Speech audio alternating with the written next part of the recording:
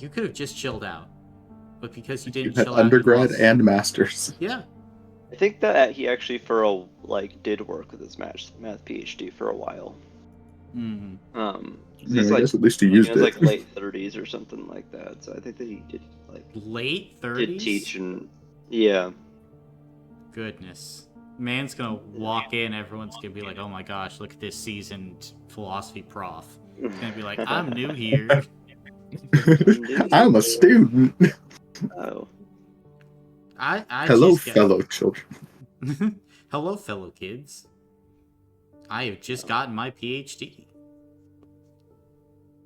I am here to teach you about Plato. Aristotle.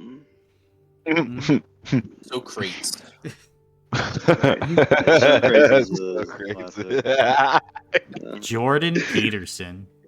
Yes. My favorite philosopher. My favorite philosopher, Jordan Peterson. Good old JP. Marcus Taylor. No, So he's more of a philosopher than Peterson. Marcus will occasionally spit facts. oh yeah, Dude, he'll drop Sometimes a bar so. too. Mm-hmm. sometimes he'll speak something. Mm-hmm. Jordan just kind of spits on trans people. Ah.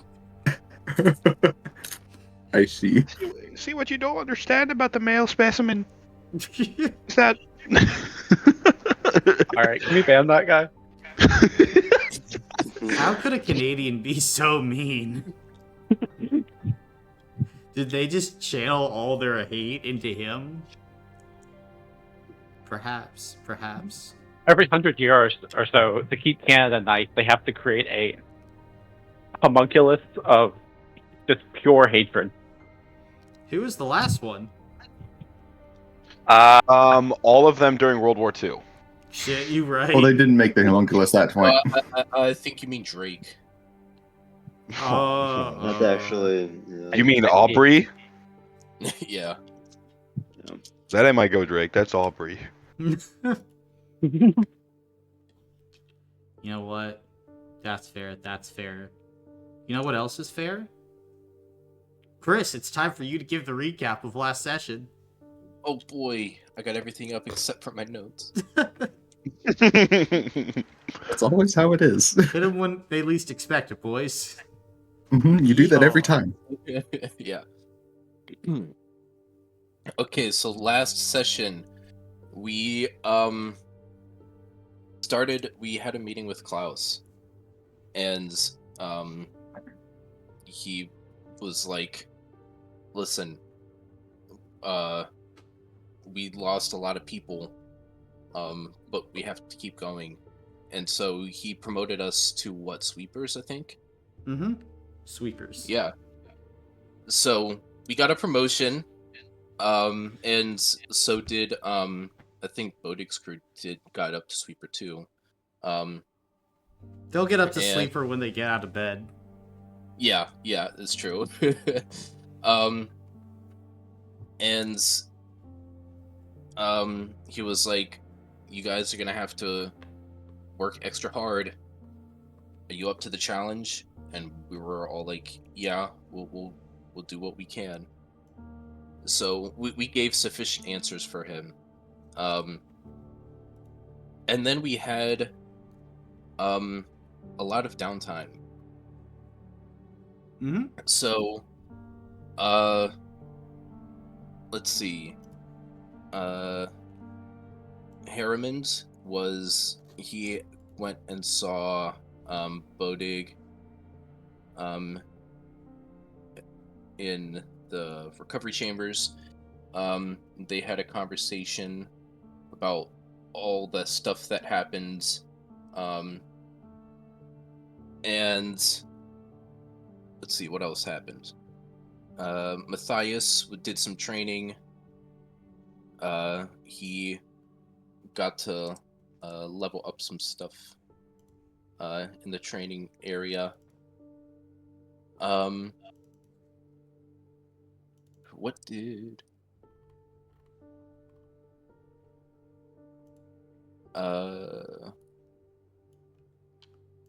I don't have a lot of notes for this session. Um, let's see. Who else is there? Eisen.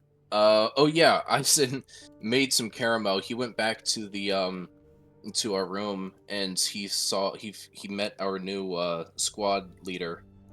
Um, uh, well, I don't remember his name. I didn't write it down. Pyre. Pyre, that's right. Mm-hmm.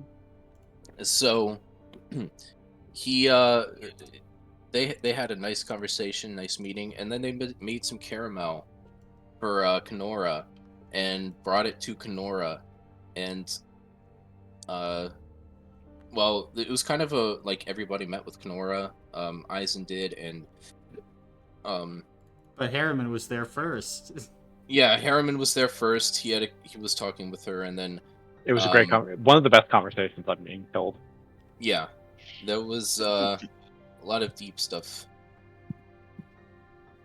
Mm-hmm. Was it and worth then it, Harriman? Was it worth it?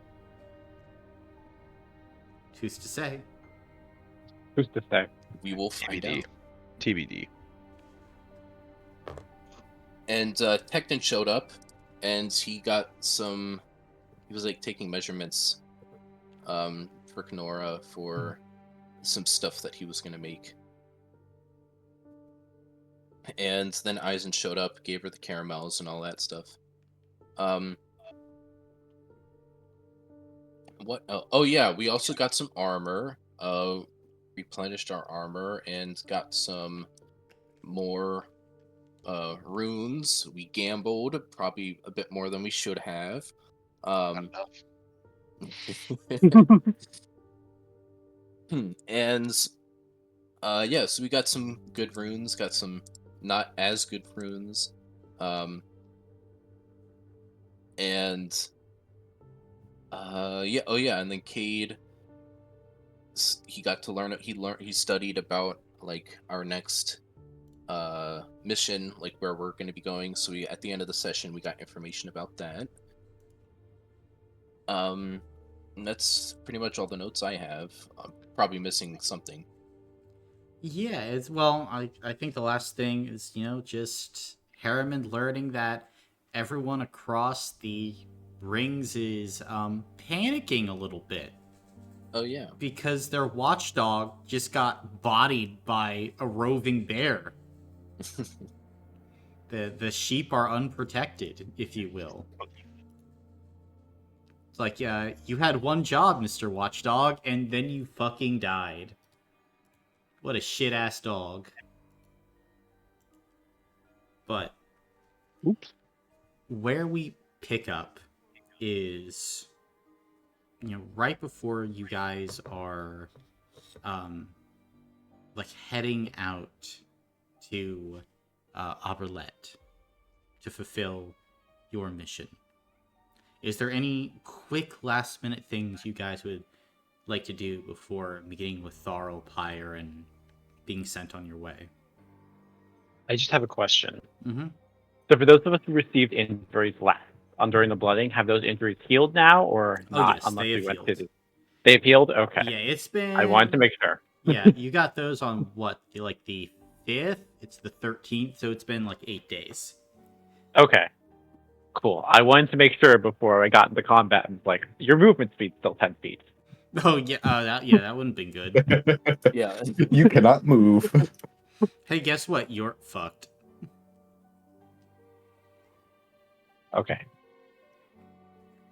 Cool. That's my only concern I had to have addressed. Okay, Yeah, I don't think I have anything. sounds good.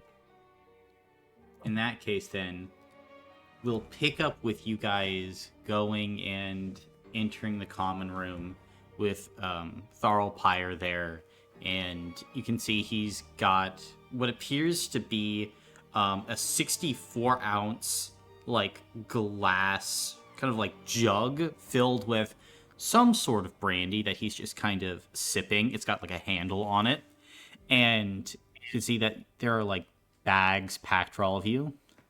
Ah, first mission as sweepers.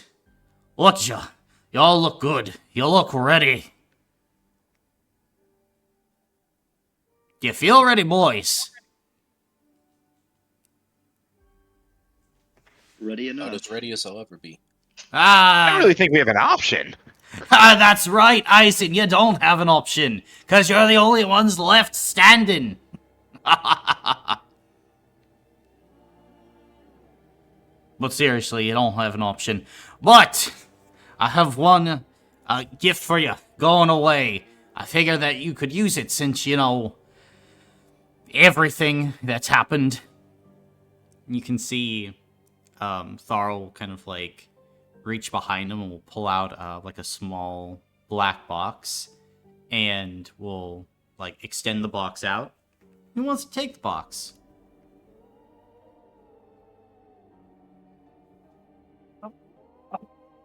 I'll take the box. Okay. Kind of like take the box and you kind of like shake it. There's something inside. Can I open this, or should I? It's like one of those break in case of emergency things. Oh, you should open it now, lad. If it was a break in case of emergency thing, I'd put big bright letters all over it. Probably reinforce it too, just to make sure Eisen doesn't think there's caramels in there. All right, Caramels in there? There's not, lad.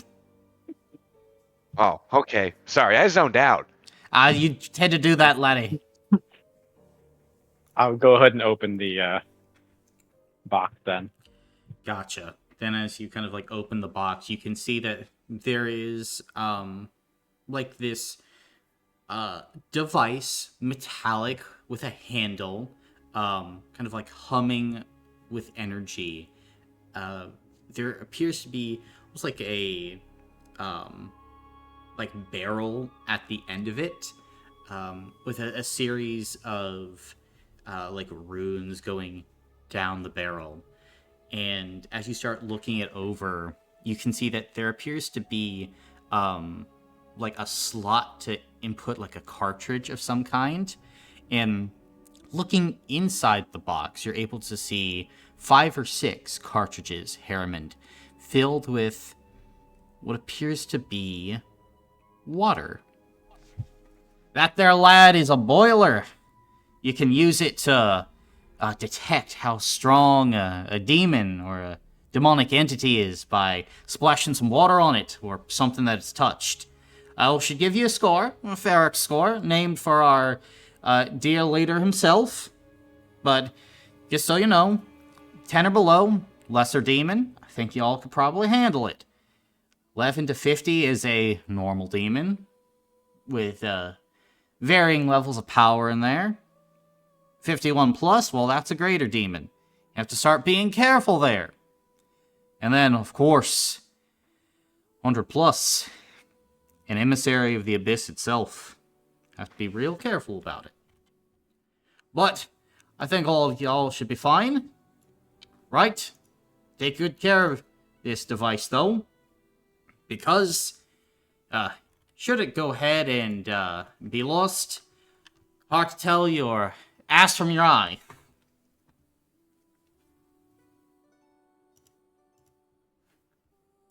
Yeah. Yeah, that's fair. It's alright, though. Look, this is going to be quick mission into Phalia, Auberlet. Nice town, from what I've heard, all things considering. Just a little bit of an impact on trade. Obviously, there's probably some type of presence there. Could just be a random artifact for all we know. Just go in, take care of it, report back.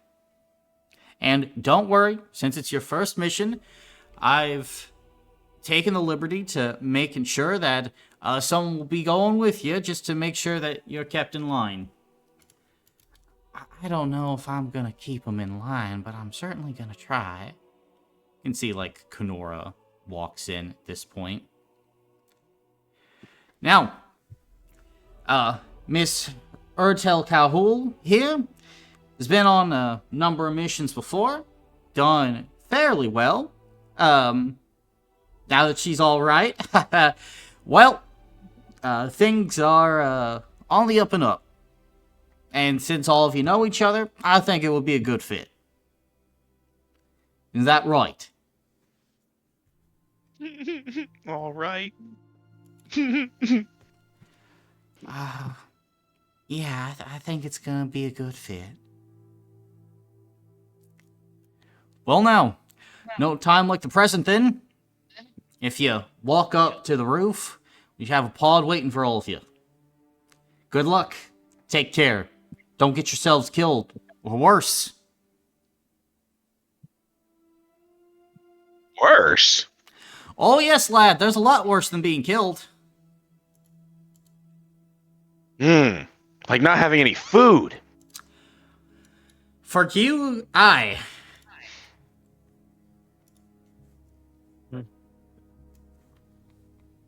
All right, let's get moving then. Gotcha. Then at this point, all of you kind of like head out, making your way to the top of the castle. There's a pod waiting there to take you to your destination. Assuming you're all getting on. Mm-hmm. Yep. Hmm? Yeah. Okay. Then, as you guys get in, pod begins to climb up in the air, shifting, moving, breaking through cloud cover, as for a moment you can see kind of like the warm light of the sun hitting you as you go up into the atmosphere itself. You all kind of look around. Is there anything you'd like to do or talk about as you're taking the ride there? Everything is not talking. Okay.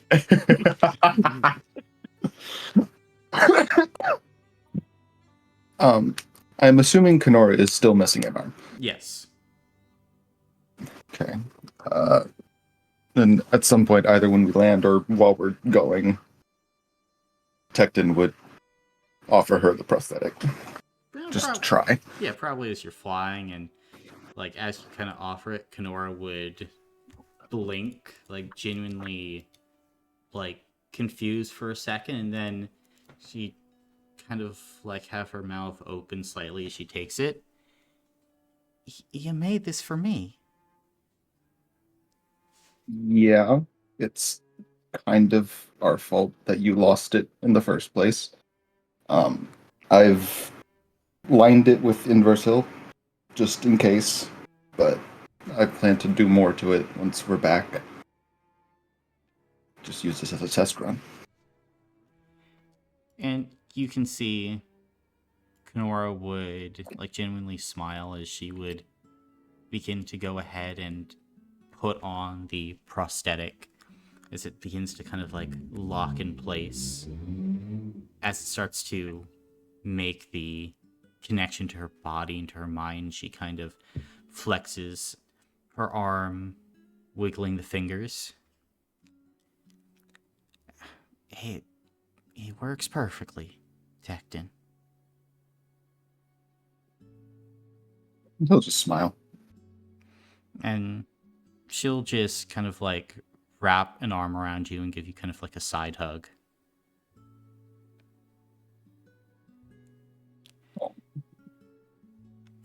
And, you know, as she's kind of continuing to play with the fingers and just overall looking things over, eventually you'd feel like your stomachs drop a bit as you descend down, down, down. And you begin to notice, Cade, sunlight begins to quickly disappear. As you look out the window, there's mist and fog covering the landscape. Below you can see the vague outline of a town with lanterns. But then even the fog chokes that out as you go deeper and deeper in. And as you land, kind of look around at the trees. And They seem quite dead, Kate. In fact, this entire area seems relatively off. As the pod door opens and you're kind of the first to step out, and the grass, it feels spongy. Each step a squelch, but as you feel the ground, Kate, it is not wet. It's not like soaked or anything.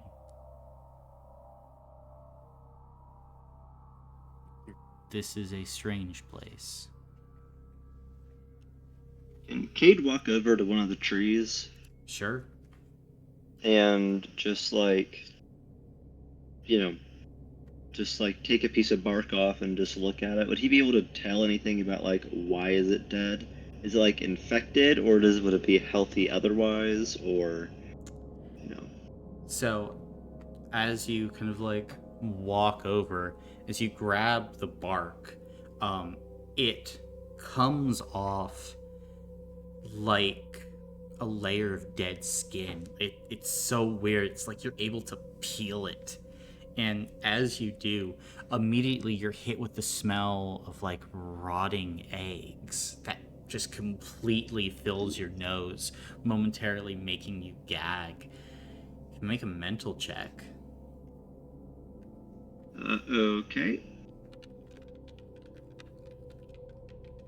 And this is about nature, so can I make it a benefit too? Yeah.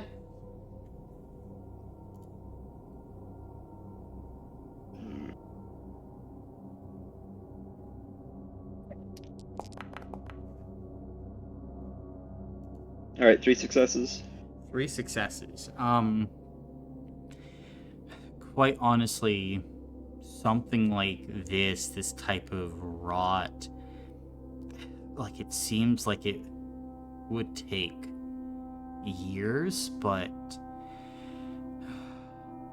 it's very advanced. I mean, there are like fungal pathogens like heart rot that can get to the heart of the tree and cause decay.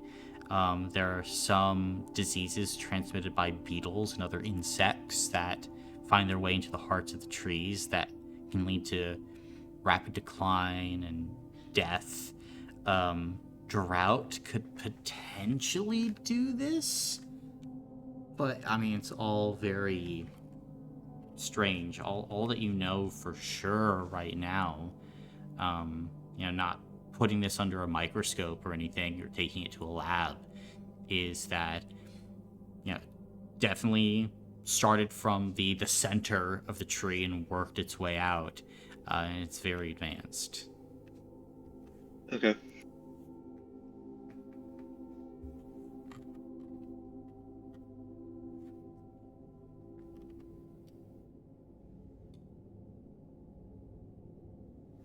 Are there people around?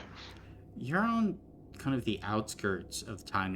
You haven't like made your way inside yet. Although in the distance, Eisen, you can see probably half a mile out the vague outline of Auberlet, the town in this region.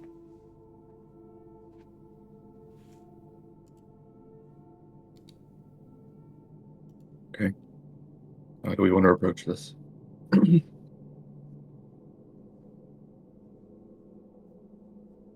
can always just walk there. Do we have Right into that one, anything okay. that we know we're supposed to be looking for? Like anything specific? Or did we not get any information like that? We are the guys trying to figure out that specific information. All right. Well, if that's the case, then I guess we should just go ahead and try to find things out. Cade is just going to warn everyone ahead of time that this area usually has a lot of raptor packs and Spinosauruses. And that's like what part of his research was. So be on guard.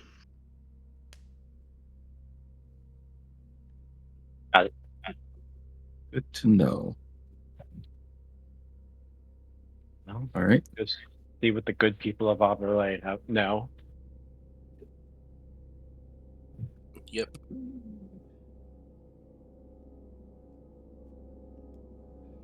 Do average people know what the Ashen Veil is? Yes. Like, if we went up to them, we were like, "We're the Ashen Veil," they'd be like, "What's that?"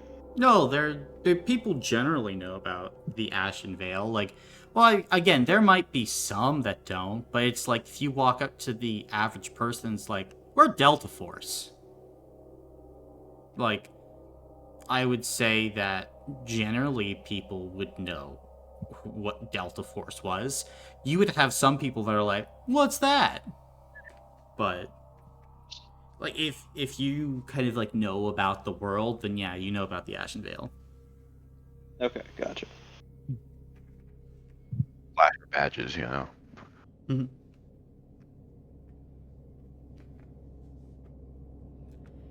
And you guys heading in? Yeah. Yeah. Yeah. Gotcha. What is your approach like as you make your way into Auberlet then?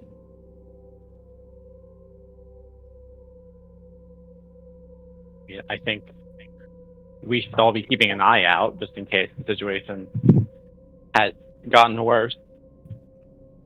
Gotcha. I, Then, as you start to approach, making your way into kind of the heart of the town, there aren't many people out and about, obviously. As you turn kind of a misty corner, you can see a few people talking outside what appears to be like an inn of some kind. As you guys approach, you can see like there is probably like an elf or half elvish man. There are like 2 human women. You can see that there is like an earth ganassi as well. And as you kind of like approach, like the earth ganassi turns and looks at you. I mean, skin covered in kind of like these obsidian-like protrusions, almost like kind of there's like a burning fire within.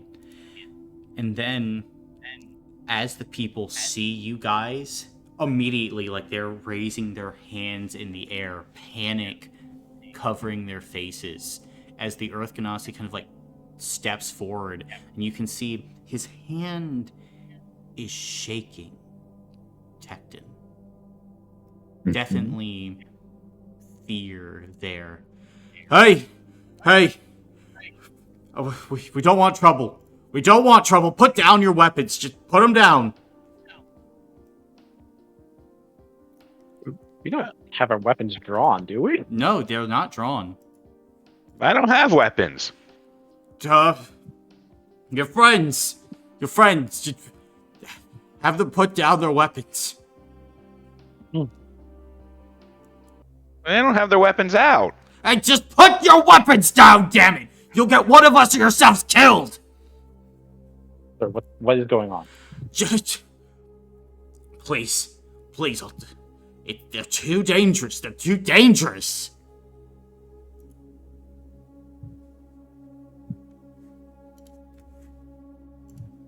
Should we flash our badges, if you know what I mean? I don't know if that's going to make them less panicked. You watch as like the other 3 people just start like bolting, 2 of them heading inside the inn, 1 just darting down the street, trying to get far away from you people as possible. Okay. Look, out here, seems your blood touched the earth. It's over for you. Those weapons, if you mess up once with them, that's the end.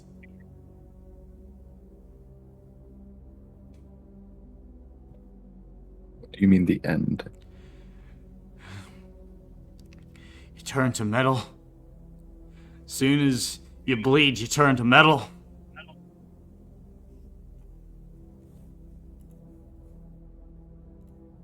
Okay.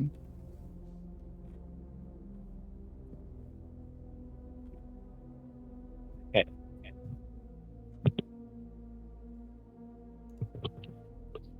When did this start happening? Just put your weapons down and then we can talk, okay?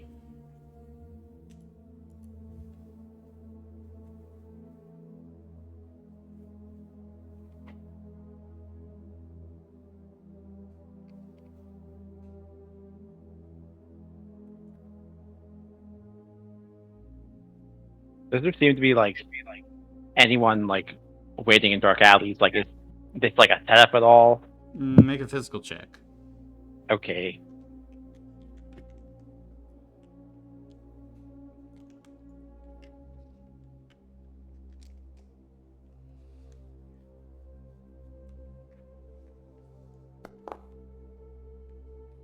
One success. Don't see anybody waiting around or in dark alleys. Okay. I have the pocket dimension power if we wanted to store them in there. Quickly can we get them out of there? That's true.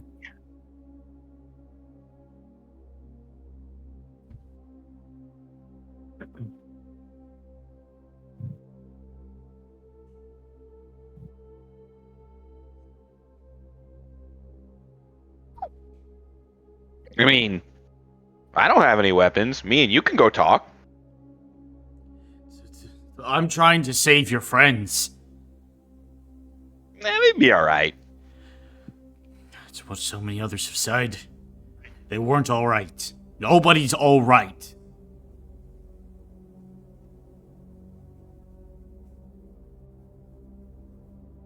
He said that you turn to metal when you bleed. Is there any metal people around?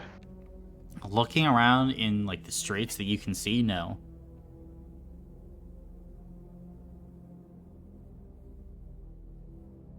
Would it help if we wrapped up the bladed ones? Just to prevent someone from bleeding.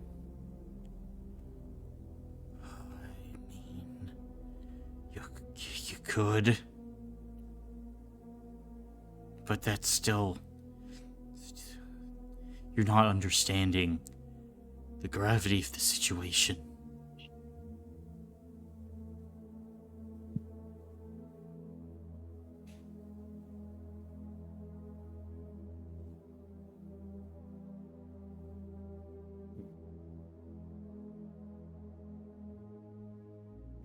We're just trying to understand. We're obviously not from here. What is there more to understand? You bleed, you become a statue.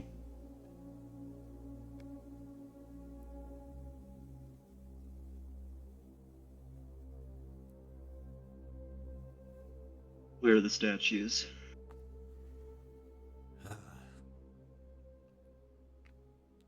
Most of them we moved to the cemetery. But some are taken. We don't know by who.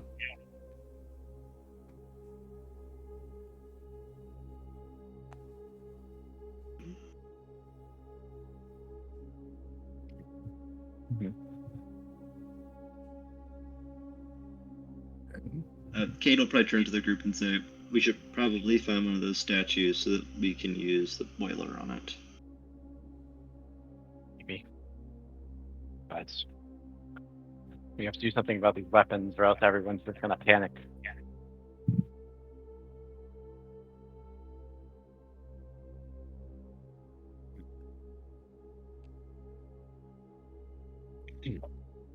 Well, how quickly can you get those things out of the pocket dimension? In action, basically. And just dump them out. Okay.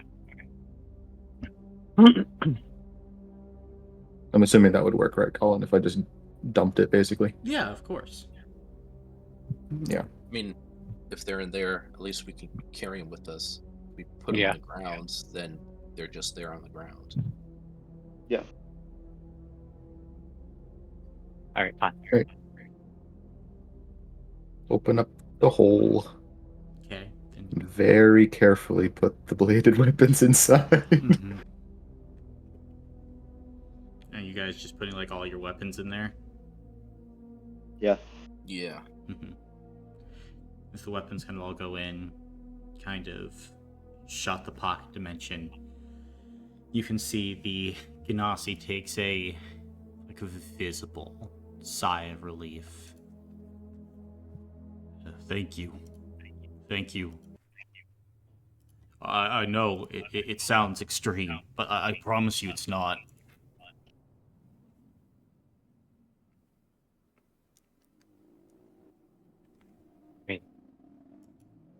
Sir, can you tell us your name and what's going on here?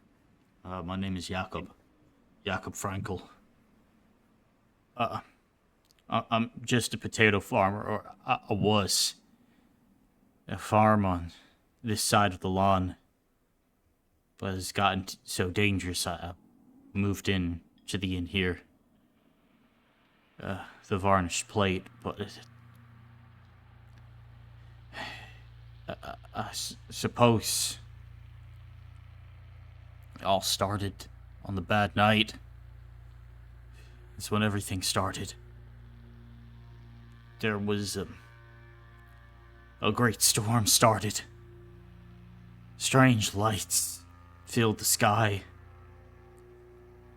The fog rolled in. At first, all the plants started to die. Started to turn rotten. We thought that was the worst of it. And then one of the weavers, Nan, she pricked herself. She turned to metal. That's when we knew something was wrong. Of course, that's when we knew something was wrong. Because then, when a kid,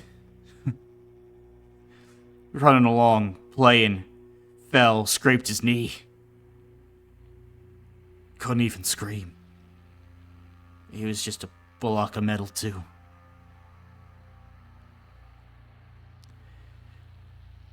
And what's just been one thing after another. The Baron, she was run out of her house on the north side of the river. She says monsters came and attacked her. There was a green light. Happens every few days. A light like on the bad night. The northwest in the old wood.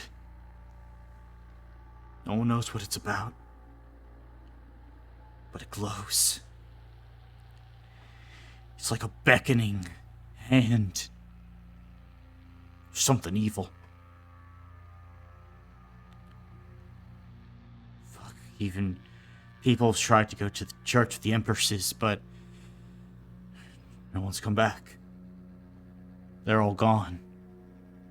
People are being taken in the night now. It's all going to shit.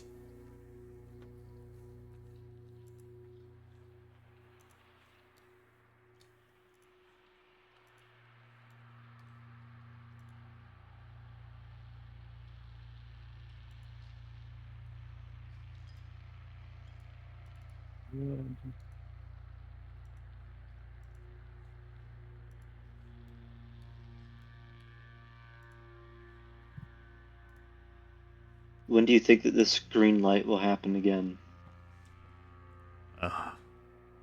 Probably tomorrow. Been happening every 3 days for the last few months. So, if it doesn't happen tomorrow, something's gone wrong.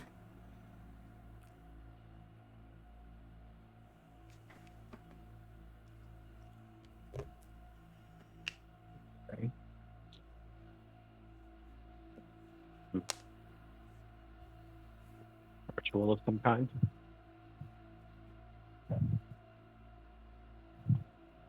Eventually. Did the Baron give any description of the monsters? Can we meet them?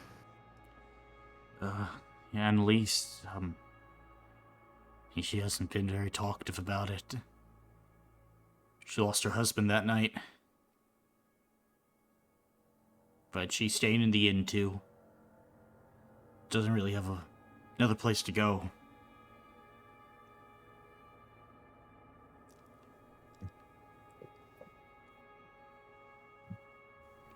Could you take us to her?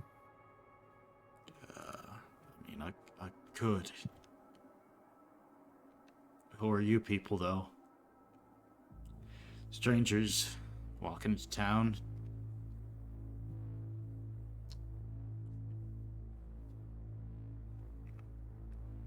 Look, they are The rest of the group.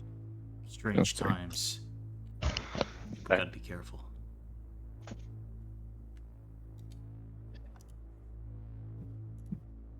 Look to the rest of the group, sort of trying to gauge if we want to say who we actually are. We're dun dun dun dun.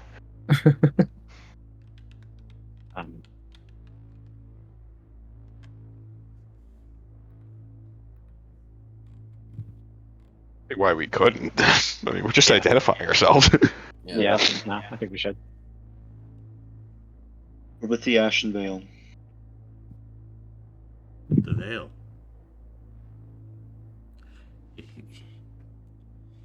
You finally come to help us?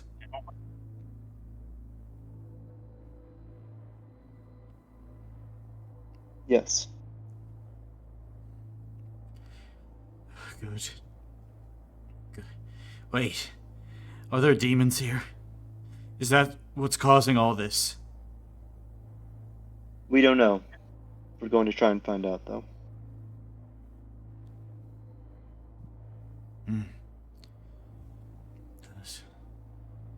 Do you think people are possessed?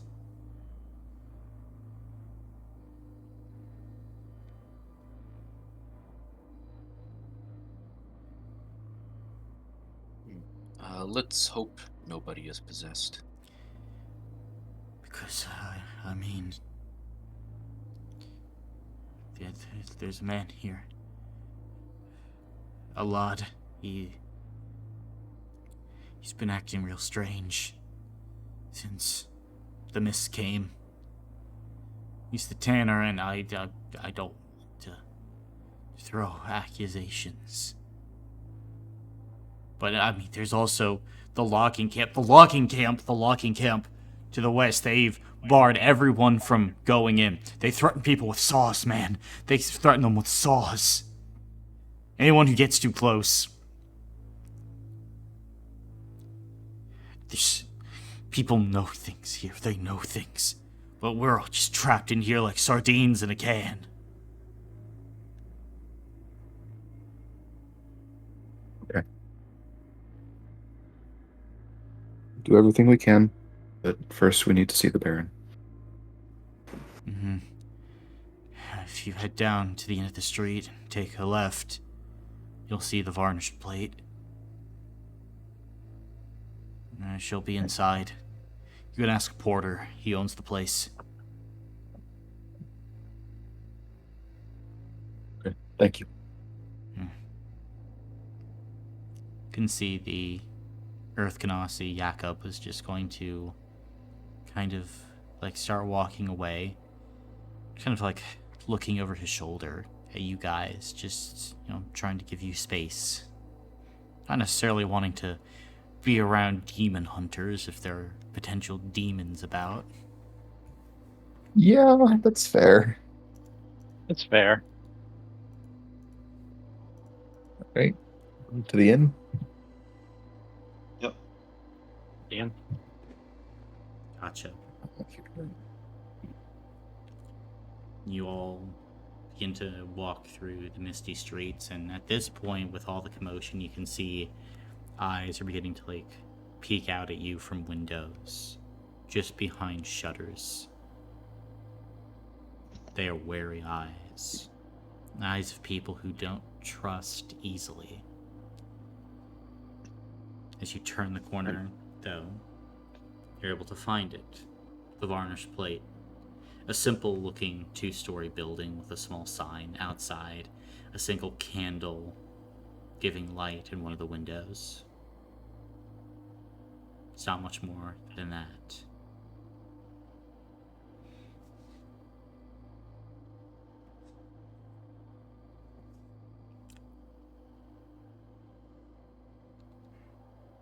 We head in. Yeah. Gotcha. And as you are heading inside, you enter into a cozy atmosphere, a small fire in the corner. You would notice that the tables all around you, Kate, are once square, but they have been filed down so that all the edges are completely smooth. On the tables, there are no forks, and there are no knives. There are only spoons and cups. Wooden cups that have been also sanded down so that they are completely smooth. Polishing the table, you're able to see a young human man, maybe 23, 24, just kind of like shaggy hair, glasses on his nose, one of the lenses, the left one, being a little cracked. You can see there are spots of freckles across his cheek. And as he looks up at you guys, you can see that there is some confusion and then like a small smile across his face. Are you travelers looking for a room?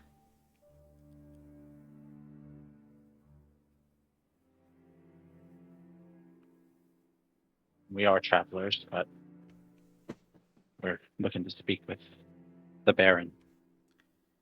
Jakob sent us here. Jakob sent you. Oh. Well, I try to make sure my guests are kept fairly safe here. Who be asking for the Baron?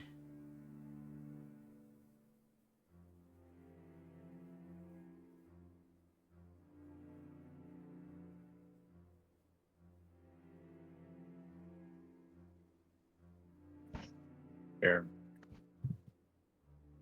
with the Ashen Veil. Okay. I'll go and I'll let her know. See what she says. You can see the young man, Porter, is going to step out from behind the bar and kind of head towards a small spiral staircase, making his way upstairs.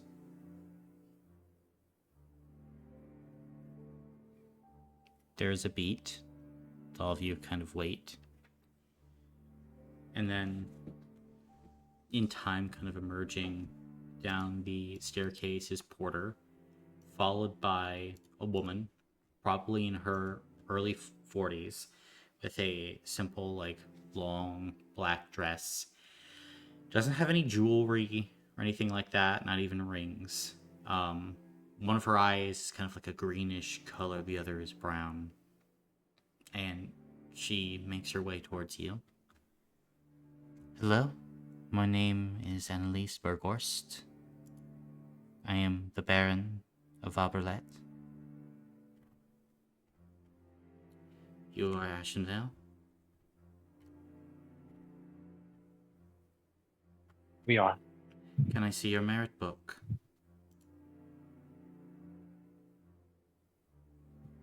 I think Tecton has the Meropis. Yeah, Tecton probably has that. Yeah, I'd show it to her. She takes it and kind of like looks it over. And the rest of your merit books? Just the one. Just the one? You don't have enough money to make more? Mm-hmm.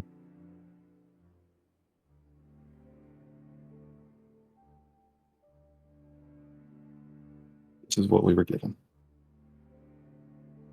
She Hasn't closes failed us yet. She closes the merit book and hands it back to you. Okay.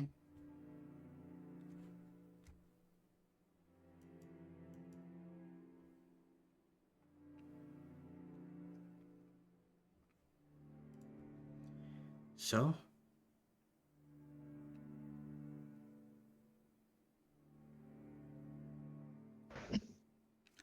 Have you come here to stare at me? Jakob No. mentioned monsters. Yes. Could you give us any information on that? Monsters. Yes, monsters. That's a good description of them. I only saw them once. Happened about 2 weeks after the bad night. Traditionally, Auberlet's baron sleeps in a mansion, an estate, north of the lawn. A place to conduct administrative business. It's nice. When I woke up, I heard my guards screaming. Me and my husband, Carlo, we got out of bed to see what was the matter. I got to the stairwell. I saw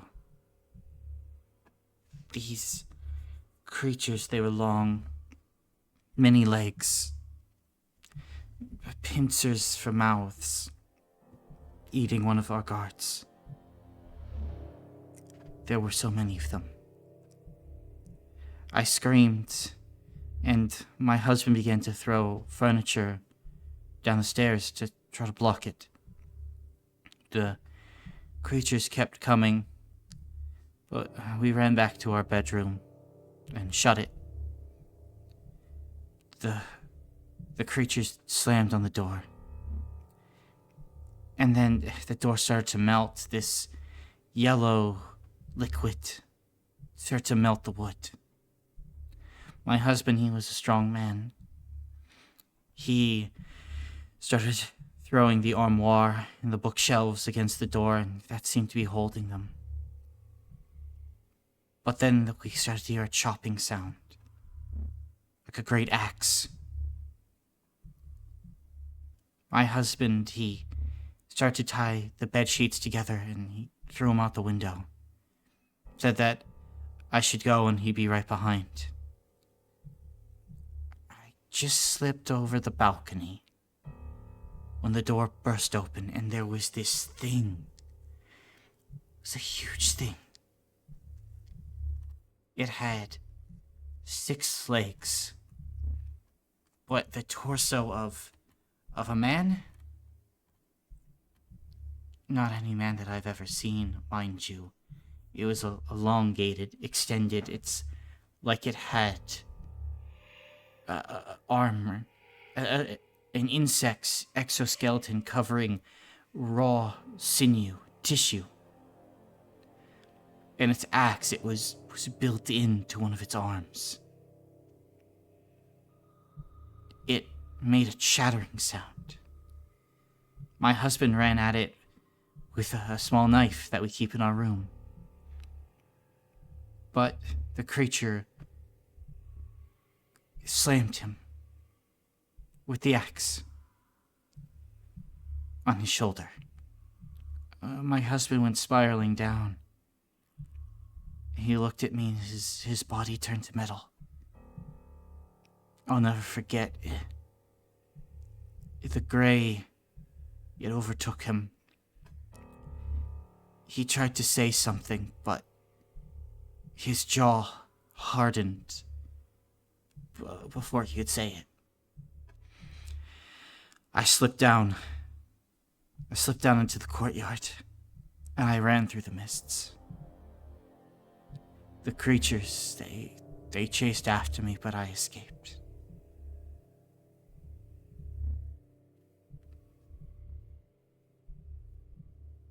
That's what I saw of them.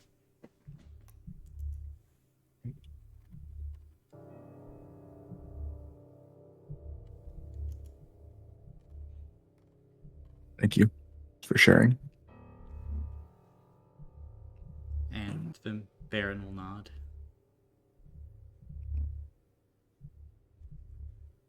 You said they were chasing you. Do you know when they stopped?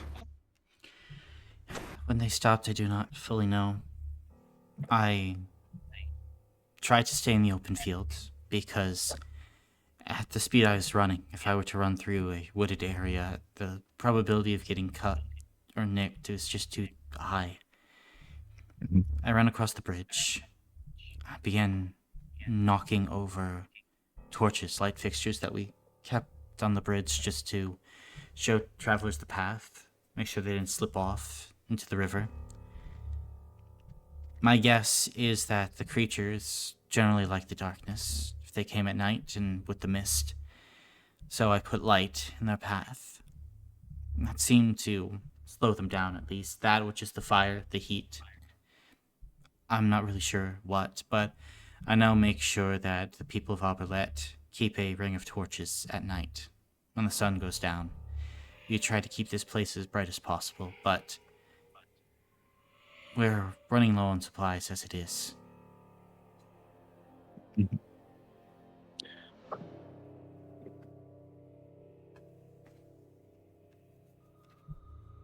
And from her description, does it sound? It sounds similar to what we were dealing with the ants, right? Yeah, At least a little bit. at least a little similar. Say they just sound like big ass ants. Okay.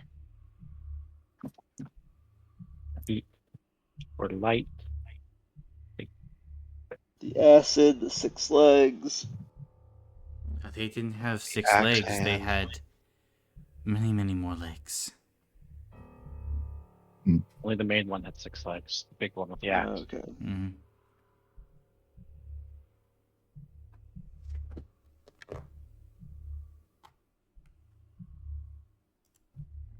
Okay.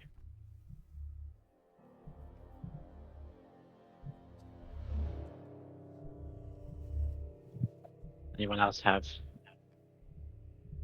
any questions?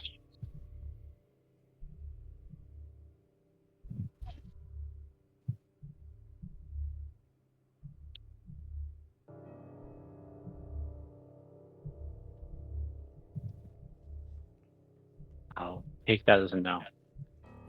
Um, I don't have anything else. if you need anything else, then feel free to let me know.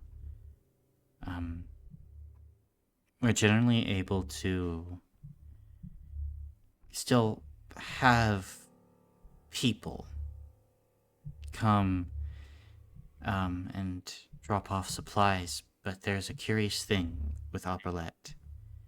Once you leave its boundaries, you forget about the curse that is here.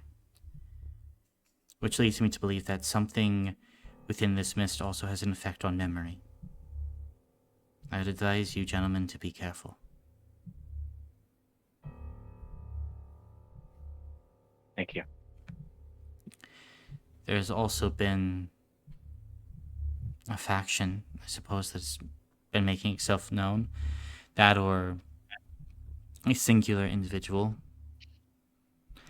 But for a while, for a month, we had no new incidents, no new cases of a person bleeding, being turned, at least within the town. The rules that I've implemented are very strict, and all with good purpose. But then we woke up one day, and the blacksmith was gone. House was broken into, glass shattered. The markings are not like those I would imagine from the creatures. So it must be something or someone else. There were signs of struggle, and then they disappeared. What confounds me is, why break the glass? Why risk being cut by a shard? People and animals alike are susceptible to this. We've tested it from everything to squirrels to livestock, cattle. Why break the glass? Why induce such a risk? We do not know.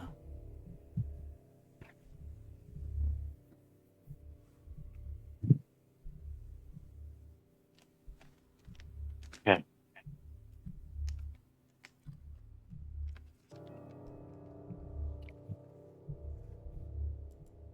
We'll keep an eye out for any suspicious figures while we're investigating. But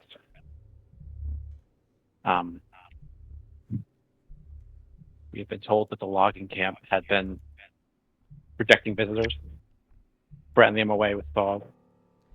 Yes, the men of the logging camp have been keeping people away. They were always the lifeblood of the Auberlet economy. We are known for our fine forests and our forestry. But something happened there. Something that spooked the loggers. That's my thought anyway.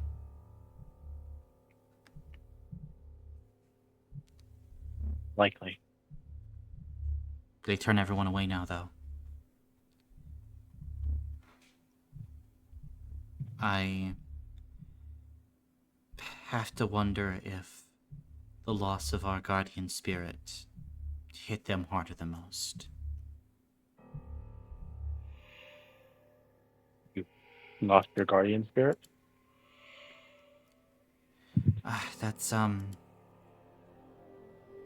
That's what we used to call it, yes.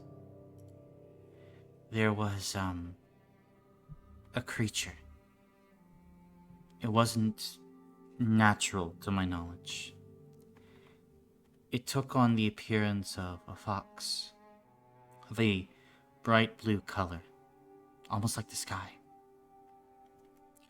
It would turn up when we needed it most, but it disappeared. No one saw it after the bad night. Before then, it just brought us help. It made sure that we had fortune. Whenever we prayed for rain, the fox would appear and the rain would come. Whenever we prayed for warmth in the coldest of winters, we'd have a shock of heat, like a warm spring day, and we'd see the fox dancing on the hillsides. It would hang around the logging camp the most, though. From what I understand, it helped the loggers. And we tried to be as good to it as we can. We gave it food and offerings. I don't think it was a god, but just a spirit that tried to help the people.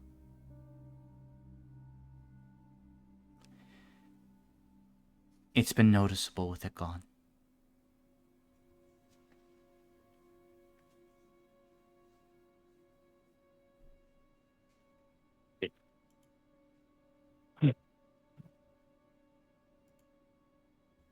Thank you. If you could figure out what happened to it, bring our spirit home, help to mend a bond that we might have broken with it, I will give you all the gold in the coffers that we have left. We're not. We'll see what we can do. But we don't want to bankrupt your town. Thank you.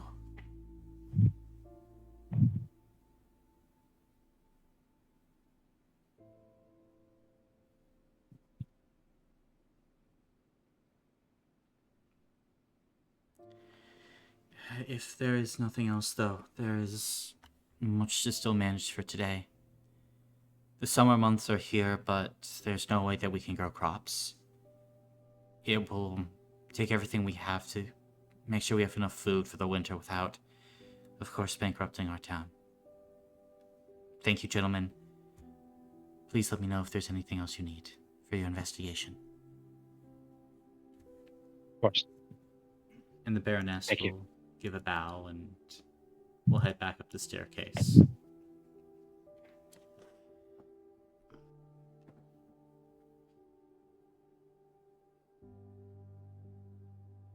Well then,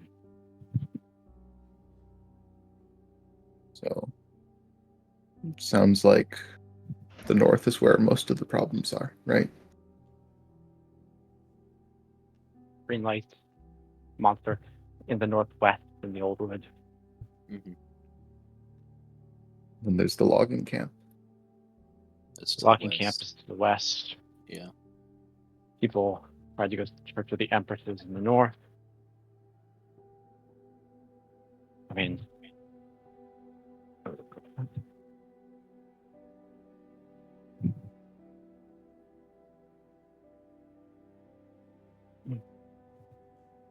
likely some kind of ritual is being performed here.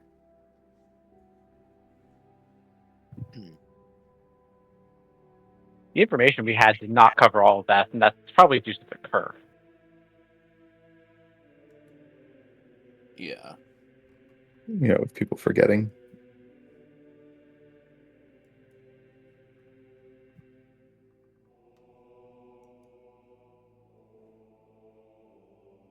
Right? Should we head north?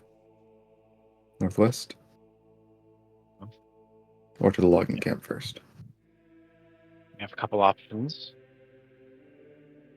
We could investigate the tanner acting strangely. There's the logging camp. There's the mansion. There's the church.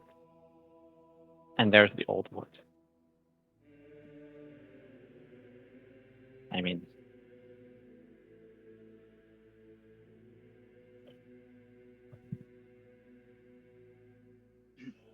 Guys, let's split the party.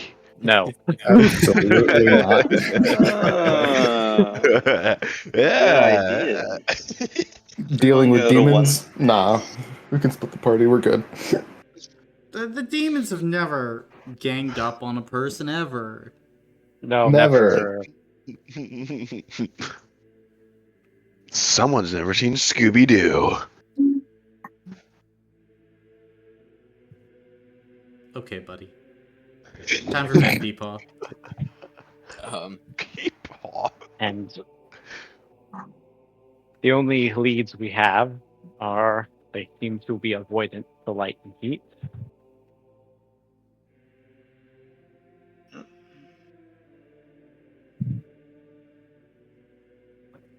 Any thoughts, Nora? Or- Well, right now, I don't know if I want to go picking for trouble. At least, trouble that we don't fully know what's there. If a single cut could lead to us being turned to a metal, I mean, firstly, what metal? That might be something.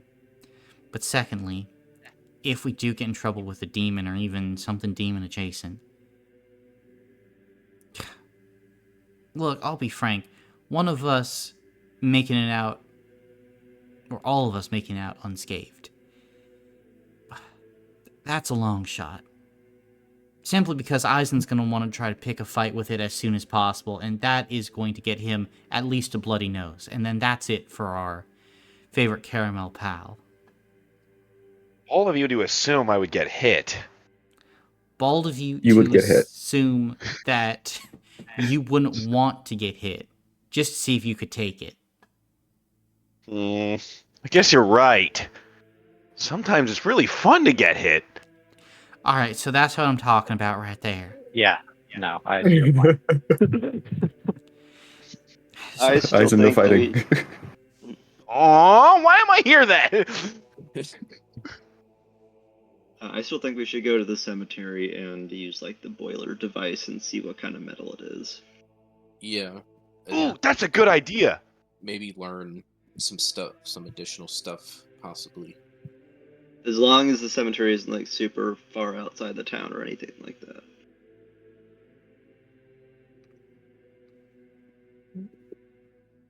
Considering they've been moving the statues there, I would assume not super far. Yeah. Yeah. I assume it's fine to get there. Unless these people are all jacked and can move a whole person-sized metal statue with ease. Miles. Yeah. Right, It's not that let's go hard, find the guys. cemetery. Cemetery. Cemetery, okay.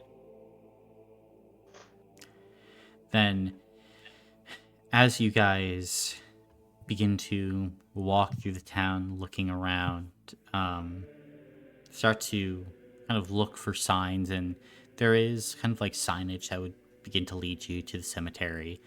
And you begin to pass by a series of like empty shops and restaurants that have been closed down. It looks like kind of towards the heart of the town is where most of, like the businesses are, but due to the drop in population, don't need all those things anymore. Or if there was one cobbler and the cobbler was turned to metal, that shop isn't going to be open. Curiously enough, though, as you're kind of walking by, something would catch your eye, Tecton, as an artificer. There's a general store, kind of as you pass by, called Pristine's. And as you kind of look in the windows, there are all sorts of like gold items and trinkets and fine jewelries and things. And the shop seems to be like well lit, seemingly like still kind of like doing well. Like there's kind of like one shining gold piece in the middle of an otherwise bad looking economic outlook.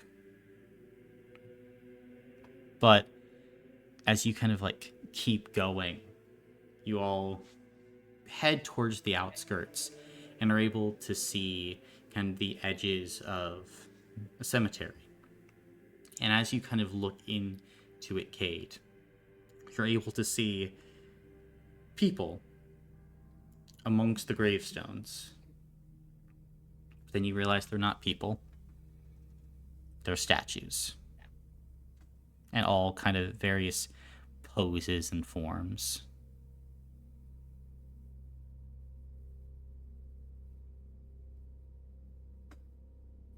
Is the blacksmith here specifically? Is what I would be looking for. Go ahead and make a physical check as you start wandering into the cemetery.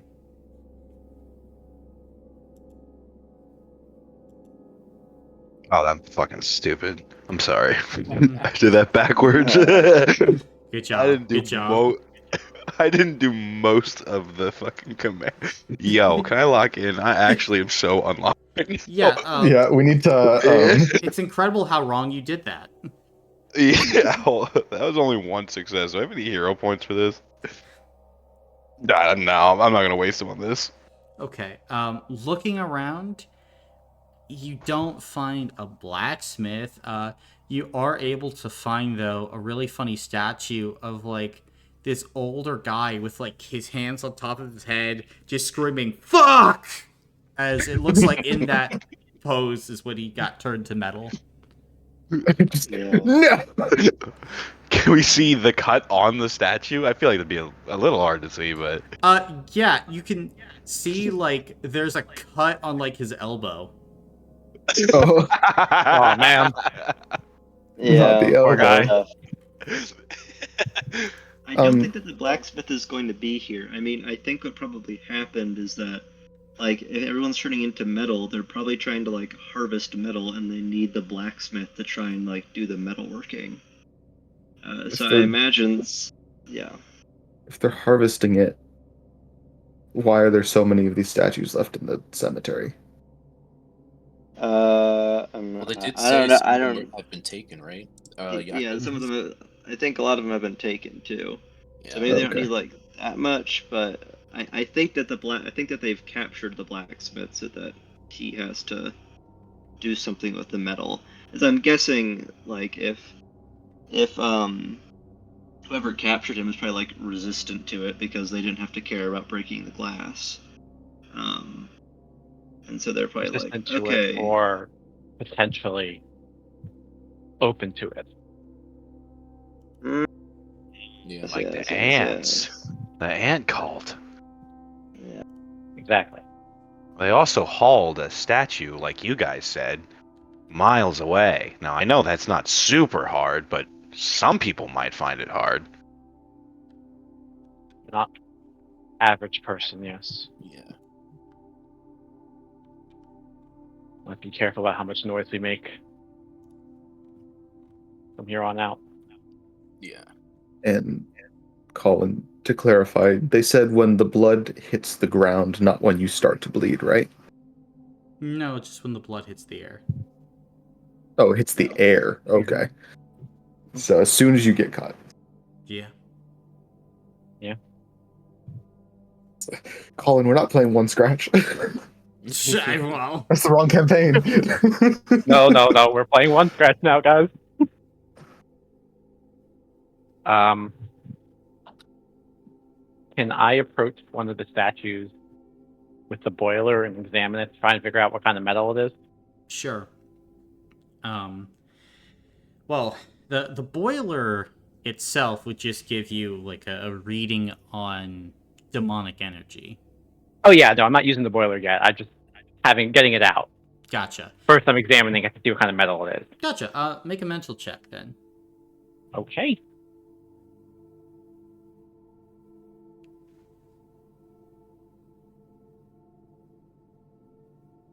I swear to God, I was about to do the exact same thing that Colin did. I was reading it. 3 successes. 3 successes. Then, as you go and you start looking this thing over, like checking its properties, like remembering the lessons that Zale gave you about like anything and everything that you might face. These people look to have turned not to iron, but to steel, to anything like that, but to antimony. Why do I remember that?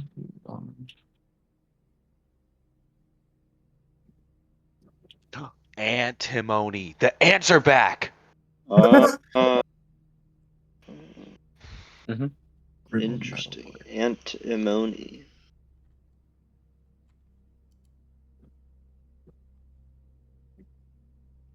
Okay. Well,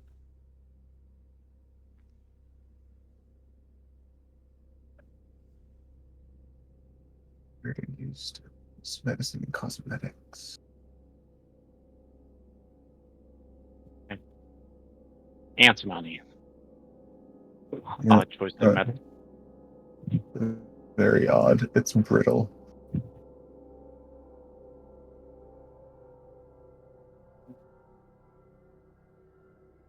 Ah, that makes sense.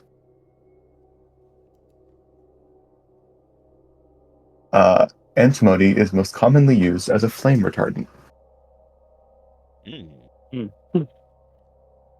For creatures that don't like fire, that's important. Yeah.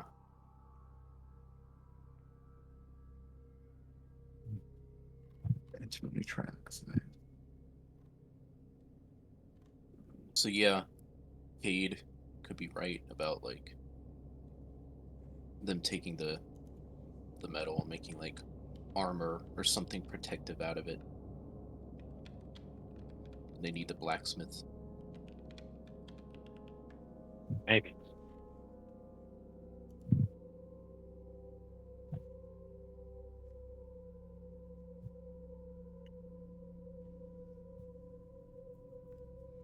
All right. I will also say, because you got 3 successes, Harriman, antimony is known for a few other things. One being its ability to conduct electricity.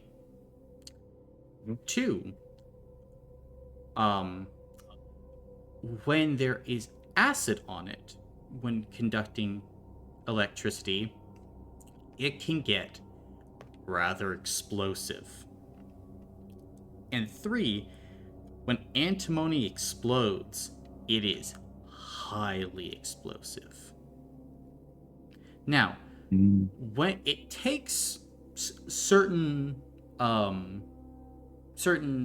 elements, certain conditions for it to get that explosive, but when antimony goes, it goes. Okay. So let's say you had some strange lightning in the air. Mm-hmm. And let's say there is like an acid of some sort. Let's say you have some citric acid from like an orange just poured on it. Right. Bzz, Or the acid boom. from a demon.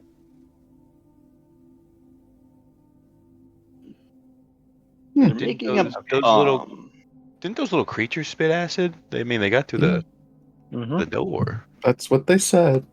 Yep. Oh boy. So, flame retardant, and then also explosive. Yeah.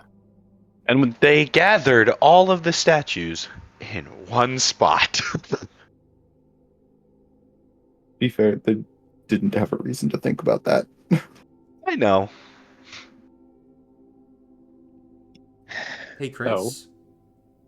Yes. Ooh, only 4 damage coming at you from the arrow. Oh, great. Oh, great.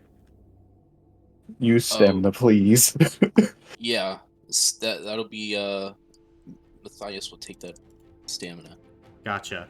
Then, in this moment, as everyone's standing around and talking, Matthias, like, you just hear the twang of a bow kind of in the distance. And at that moment, you just barely are able to turn to see an arrow flying at you. Using your stamina, like, you take a beat, shift to the side, and you can see right behind you is Cade. And you're like, fuck. If I completely dodge it, it hits Cade. So you, like, center yourself, reaching out just as the arrow is passing you. And Cade, you turn with a start and see the arrow 2 inches from your head as Matthias catches the arrow. Thanks. Matthias will just look at it and then throw it on the ground and then try to find where it came from. Like, as you look around in the mist, you don't see anything. All right. If we're gonna do anything here, we need to do it fast and probably get out. All right, do the demonic reading on the metal, and then we need to get out of here. Yeah, I'll use the boiler on the metal. Gotcha. As you load a cartridge of holy water, kind of like squirts it on like one of the statues, you kind of like wait, and there's kind of like a beeping sound as it's trying to get a reading. And as you look at it, it goes 20. Grimoire suspected. A grimoire. Understood. Okay. Probably leave? Yeah, let's Yeah. Yep. not stay in one place too long. It's a pretty good shot with all this mist.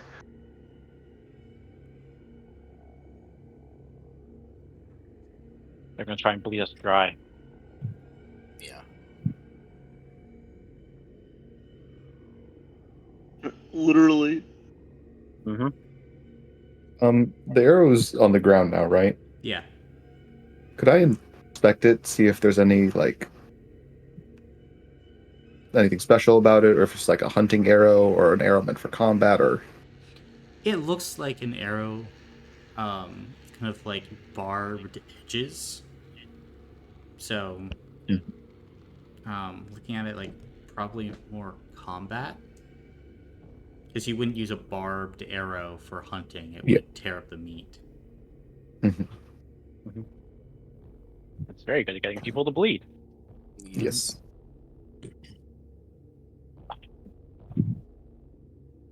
Let's move. Yeah.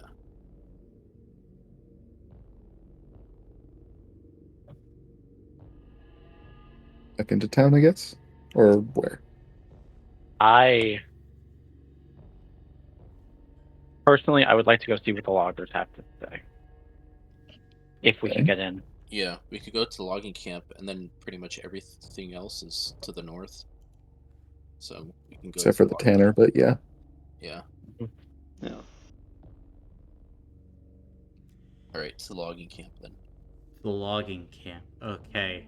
Are you wishing to take the road or cutting through wilderness?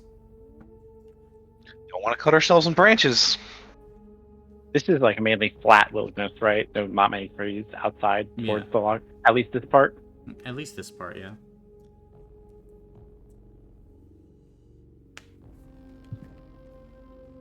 Oh boy.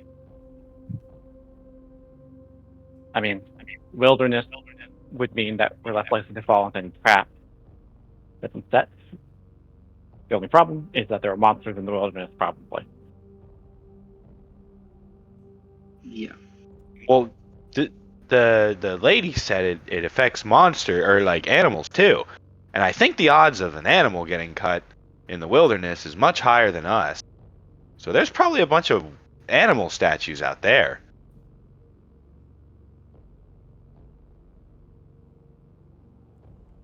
Probably.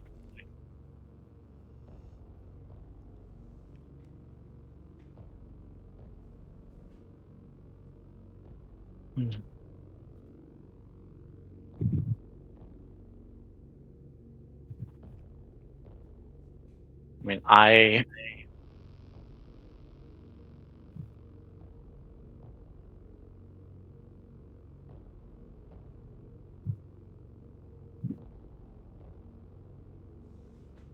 I vote wilderness. Then. Yeah, I'm.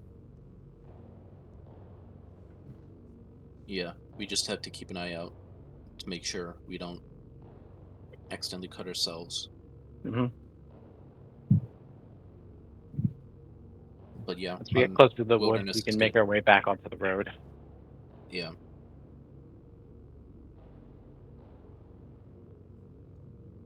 Gotcha. So the wilderness path is what you're looking for then, correct?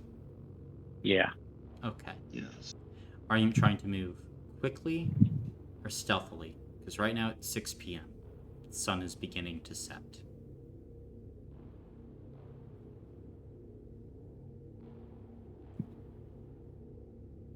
I would say quickly, right? Because nighttime is when bad things happen. That's what they Mhm. say. Yeah. Quickly, as Gotcha. long as we don't see any like big big brushes or like obstacles, trees, stuff like that, Gotcha. where you might get injured. Wasn't there like one day like the Prolia where we kept saying like we want to do it Stealthily but fast. quickly? Yeah, there was. No. Quickly but stealthily. At this point, this is different. 'Cause at this point, we're going to move in quickly. If the situation changes, we can change. Yeah. But we're trying to be stealthy, guys. but also Yeah, I think quickly is what we're gonna go with. Gotcha. yeah. Then we're gonna roll for cuts. Because cuts can just happen, even if you're being careful. So, because you're moving quickly, Chris, roll a D100 on a 5 or lower. It's a cut. Oh no. Oh boy. Can we re-roll? Potentially. 73. It's so... Look, the odds are so low, Jonah. Don't say that. It's like getting attacked by a cow. Oh no, the odds for that are extremely high. Yeah. I've been attacked by cows many times. Those are very Attacked by a angry cow in your creatures. house. The odds are never zero. Never zero. Mm-hmm. Ryan. I got you. Don't worry. Two Nice. 5s. Lovely. Eli. Never punished Eli. Eli. Reroll. Oh, yo, Can we reroll? Yo, what Okay. the fuck? That's so absurd. All right. I have hero points. Okay. Oh my. Reroll it. Well, for this, it's 5 hero points for a reroll. I have 5 hero points. Oh my Oh, goodness. please. Okay. I can. Jesus. Yeah. Okay. My guy. Oh my gosh. That was so crazy.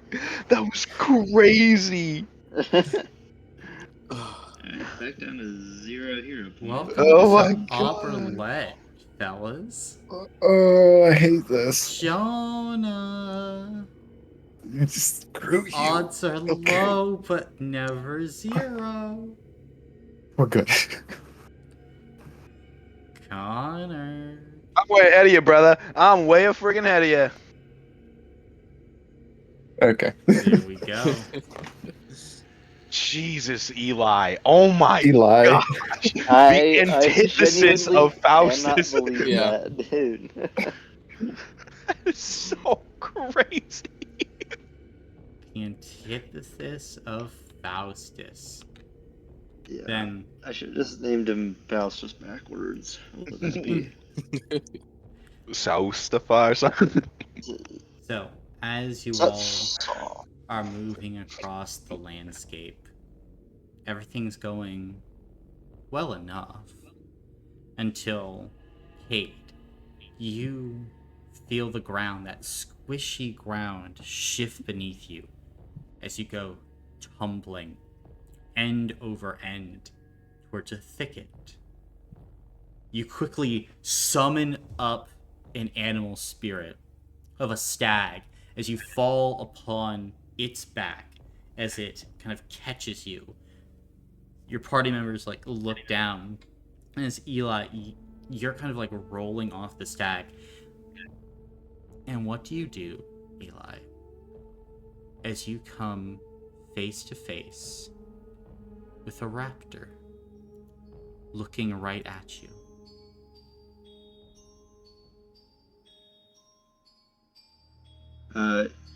Kate is just going to remain super still. And in this moment, as you're remaining still, the raptor is stiller. Because as you blink, you realize it's made of metal. You can see like its form in the thicket, as it seemed to have just been moving through and turned to metal mid-step. And as your friends kind of come down, you can see that there's this whole raptor pack here. But you would notice something interesting, Tecton, as you're like surveying. There are drag marks in the earth, where at least 3 of these raptors have been drug away.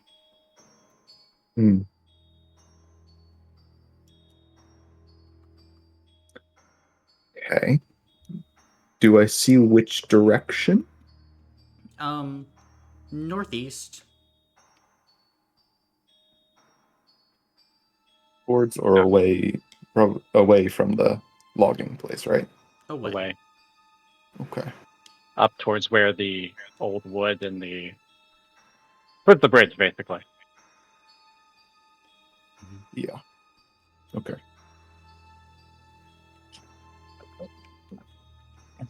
Are you guys continuing on? Yeah.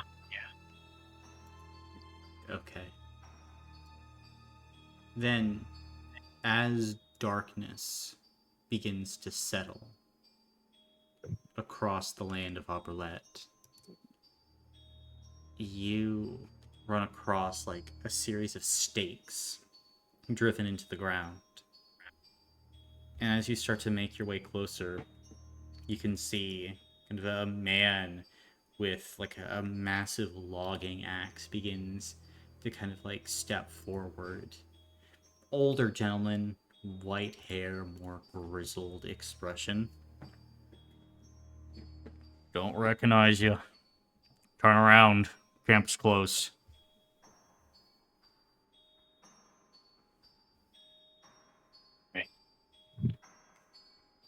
Alright, we're probably gonna have to big ball him. We're with the Ashen Vale. Okay. I'm with your mother. Fuck off. I don't know my mom. That was very mean. I'm glad your mom didn't have to meet you, Twinkle Toes. I am a lumbering figure, yes. Compared to this guy. Mm-hmm. You ever read the book of David and Goliath? Hey, sis.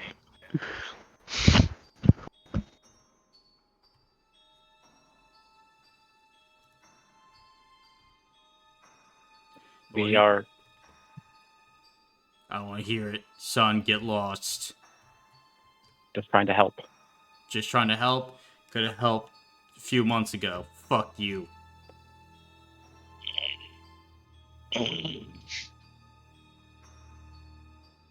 We at least hear why you guys are closed off from everywhere else. So everyone else is a jackass. Yeah, that's you're fair. one of them. Huh. At least I'm a jackass that's alive.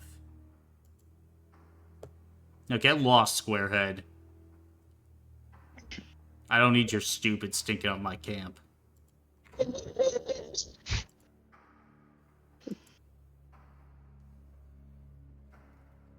Eisen's eyes are starting to twitch. He's about to go fucking berserk.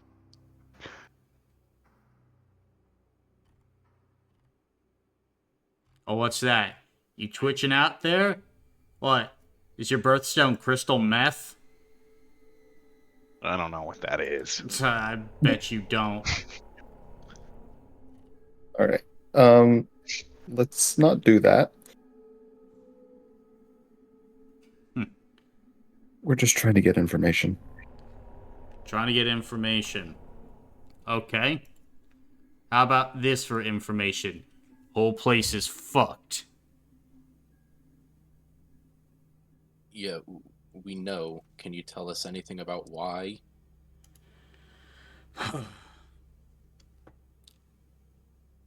Wouldn't make a difference now, would it?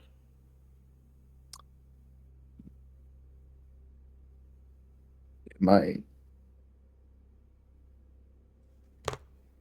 How do I know that you guys are actually gonna do shit? I want some assurances here. I mean, even if we don't, then you're right. There is nothing we can do about it. You don't really lose anything by telling us. Say for the sake of argument that I do.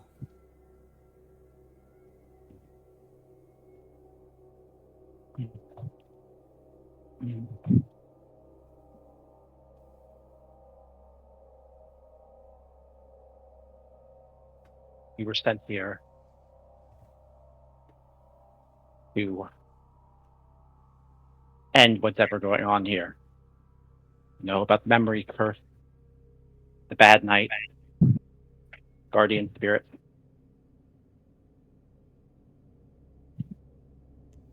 We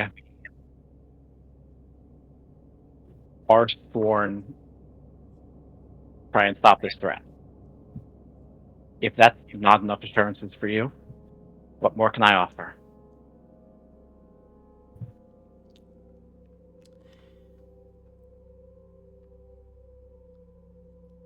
I want to make sure that my boys are taken care of.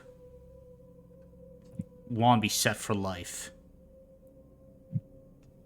Loaded.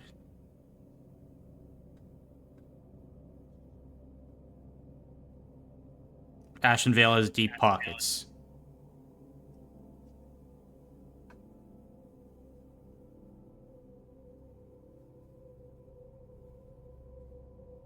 So Kay's just gonna look at Kenora See, Kenora's just gonna roll her eyes.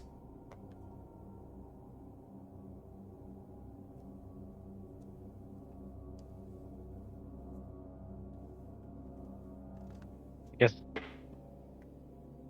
Herman's going to telepathically say to Kadora, can we offer that? I mean, if we can't, too bad for him.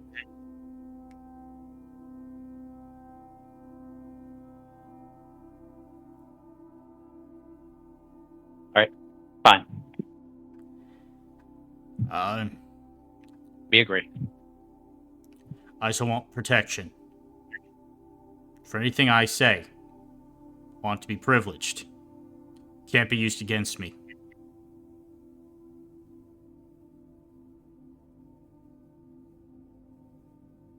Okay.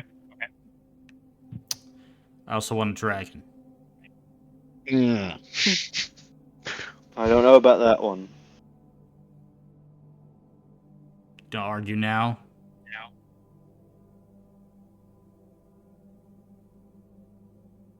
Where do you think we're gonna get a dragon? Hear Don't the worry, Ashen I Vale, know you'll where- find one. I know where we can get one. Just- Okay. See? Friend has some sense. More than you. Okay, look. The more Calm you down. talk, the more I'm wondering how you avoided the coat hanger. I don't know what that is. It's fine.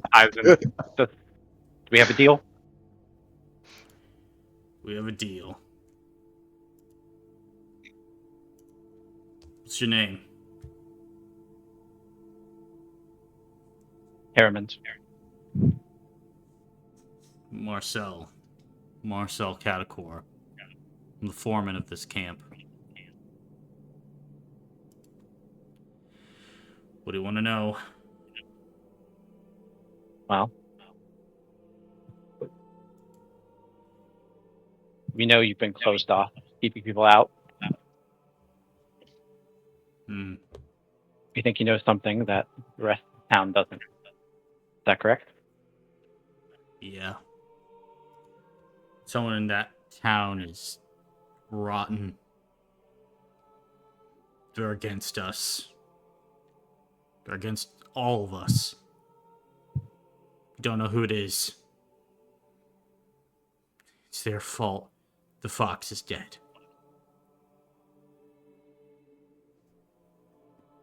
What they killed Fox.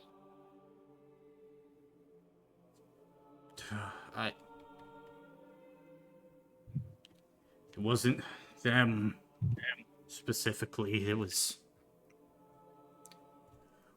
We didn't know. We didn't know. Fox is trying to help us and... Okay. So you know about the fox, right? You know all Yes. about it. Guardian spirit. Bring the loggers to trees that need to be cut and away from trees that force needed. It just helped. Made sure we always had something to cut. Never got any injuries. Logging's a dangerous business. We never lost anyone, though. Because of that angel fox. But one night, I was out. I was walking the forest. And, I was looking for one of my employees. Randall. As I was walking, he hadn't come back that night. And then I heard him screaming. I ran through the forest as fast as I could. It was a pretty clear night. Found my way by moonlight. I got to a rise. I saw at the bottom. There was the fox. It was attacking him. It was going for the throat. Messing him up with something fierce.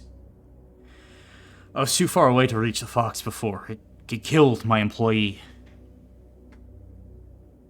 I wasn't thinking straight.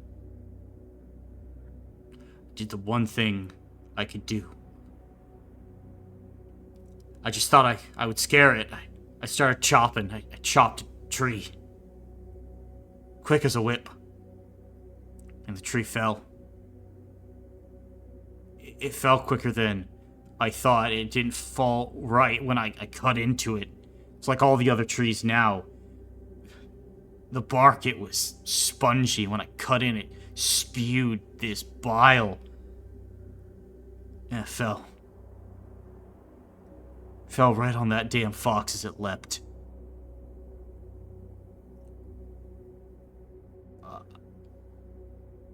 I stood, stunned. I couldn't believe what I'd done.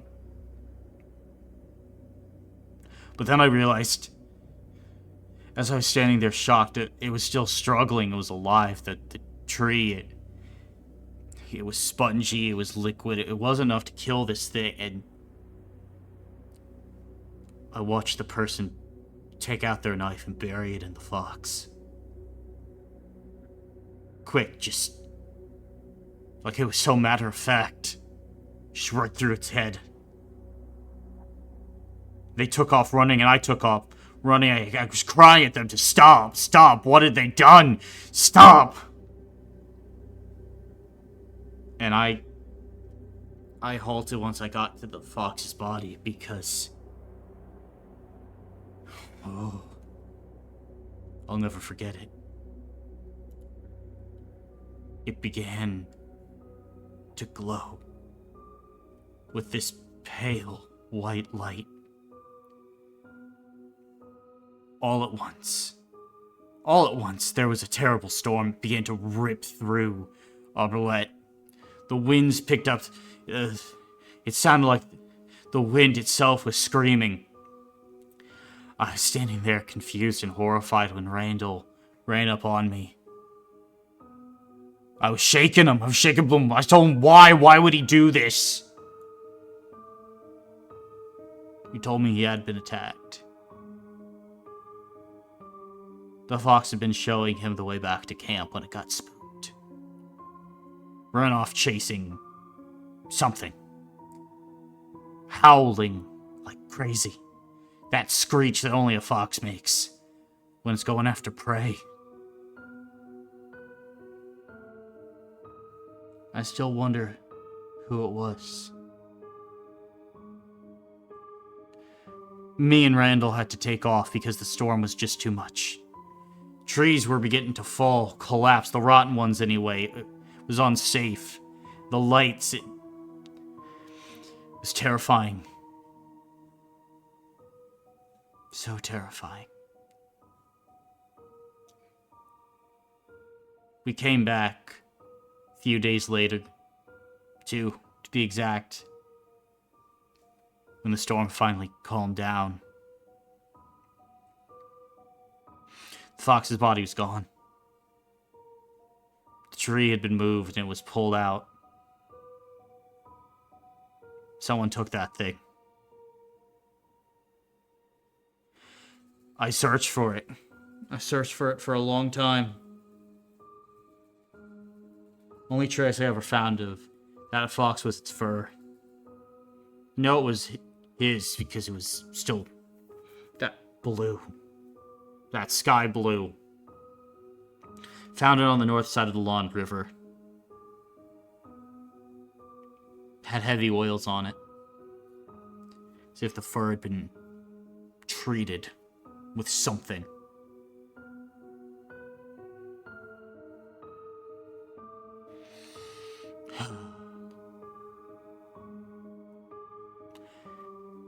We all made the decision.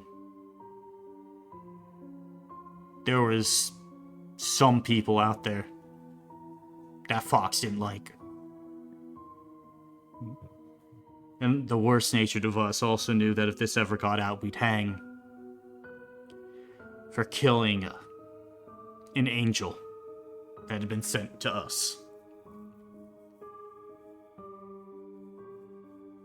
And now, the town's dead, the logging business is dead, all our trees are rotten. All the town is dying. So that's it. This is where the bad night started.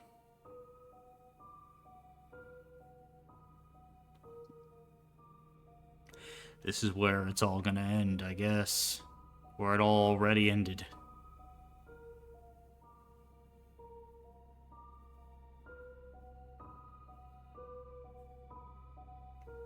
Is that enough for you? That's more than enough.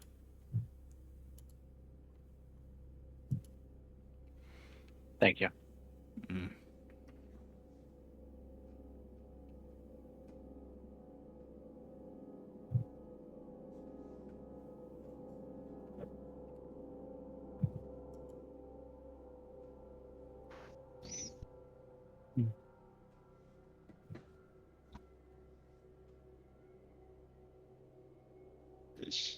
So now where are we going? Fantastic question. It's getting late, right? Yeah, it's about 10 o'clock. Yeah.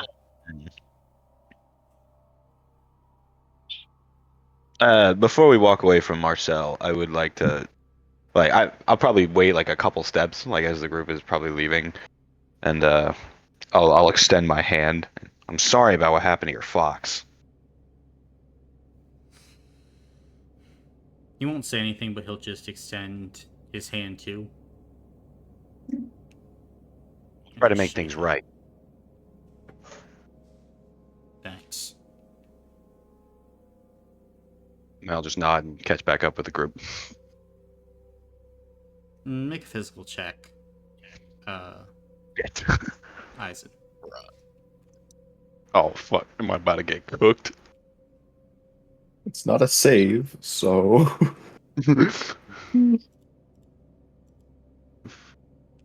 maybe. Yeah. 3 successes.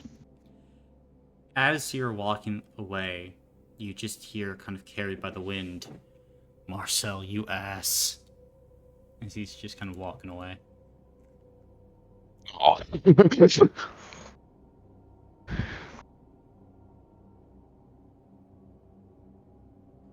Okay. I guess try and make it back to the town.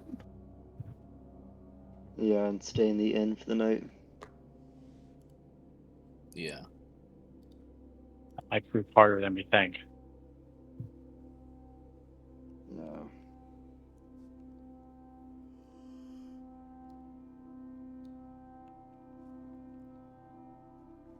Well, we don't really have a whole lot of other options.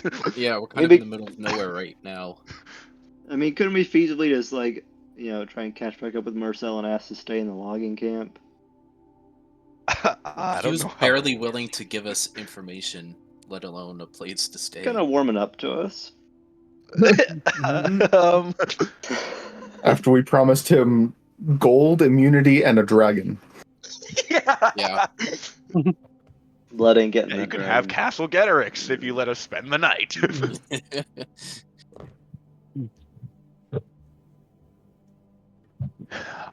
I think our best bet's going back to town, personally. Yeah. Yeah. Okay.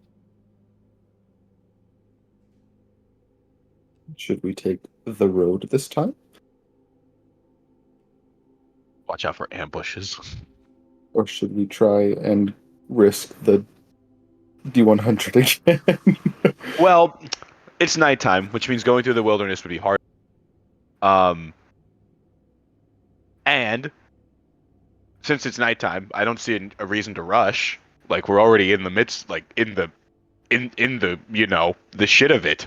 Yeah. So we could just take the main road and be more careful than speedy, you know?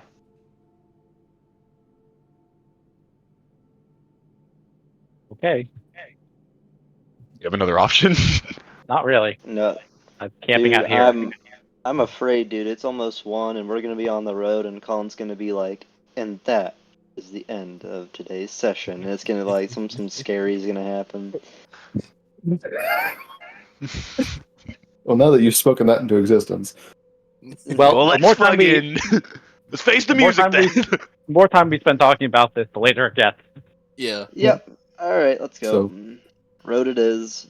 Main road, and we're being more Carefully careful. along the main road. Yeah, and Yeah. more careful than speedy this time. Carefully Yes. along the main road. Got it. Then For reference to physical checks, I can see in the dark now. very nice. Then you all begin making your way along the main road. It is strange because of the silence. Harriman, you've been on the road often throughout your life. Yeah. It's not usually so quiet. Without the chirping of insects. Without even the shifting of the breeze. But yet here you are. As you begin to reach the crossroads, all of you are able to see a bonfire right there with a large stake and something humanoid attached to it. Do you approach?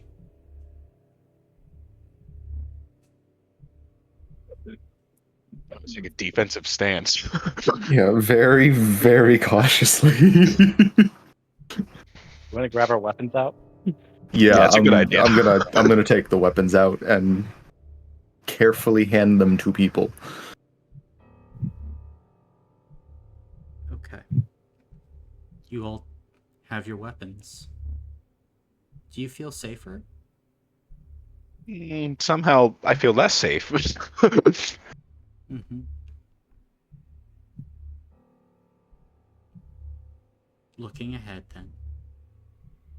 Who's going first? I'll go first if that's okay with everyone. Mm, Then, as you creep forward, Eisen, in your stance, on this great bonfire, you can see cloaks, tents, other equipment and supplies. On the stake, a scarecrow. It has the words Ashen Veil painted on it, with a series of knives driven through. And one of those knives, Eisen, really a letter opener, has a piece of paper stuck to this actual scarecrow.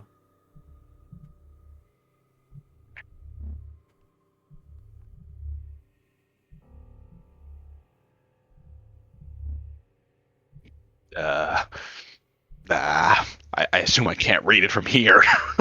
From here, no. It's also like turned and like the letters you think are like facing into the scarecrow. You have to like remove the knife. Very careful. Very, yeah. Or you should we use think? telekinesis on it? Yeah, do that instead. It's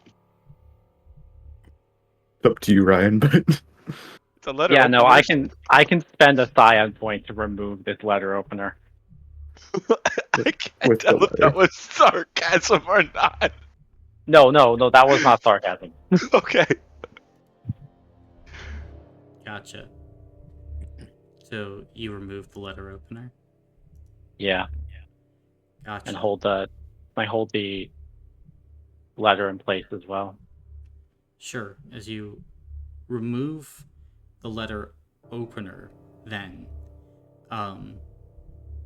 you see like a bit of red begins to try to like dribble through the letter itself, and then immediately whoosh, it turns to metal. That wasn't a scarecrow, was it? I don't think it is. Well, what does the letter say? Hold the letter over. Well, as you try to pull it, the letter has now been, at least part of it, force welded to the scarecrow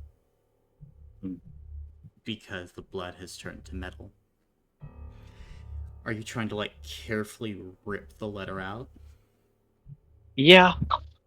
Gotcha. Then you do so. Whoosh. Kind of float it over.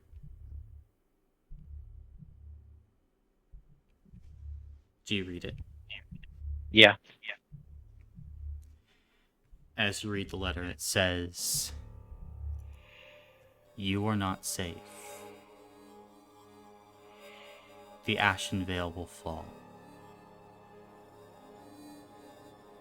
We are watching you. Leave with your lives. Or die like the rest."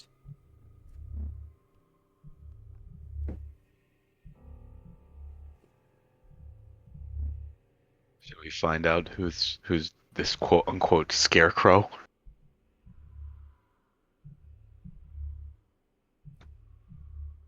It's a statue, I'm guessing.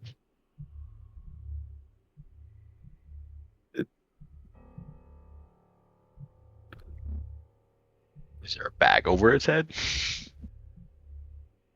It's currently there. It looks like a stuffed scarecrow head. Oh, okay. So it's just a. Oh, okay. Well. Right.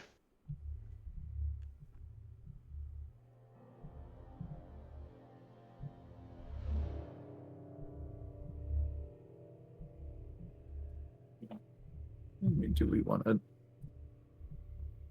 look under the scarecrow stuff, or do we just want to go?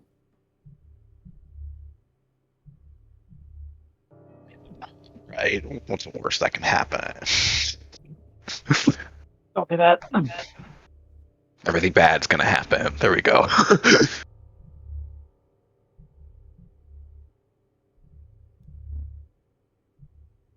mean,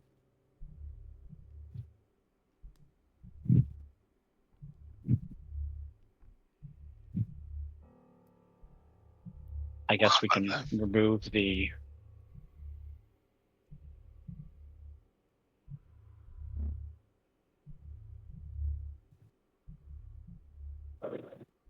bag part of the head. Yeah.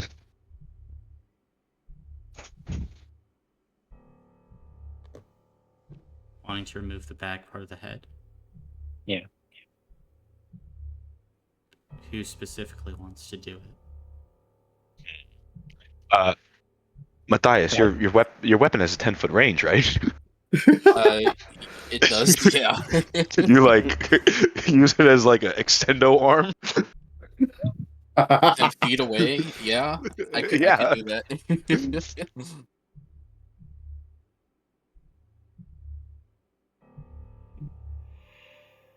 Also using more telekinesis. Rather not use all your scion points when we have a way to do it without it, you know? He's got lots of scion points. I And think has ways to get them back.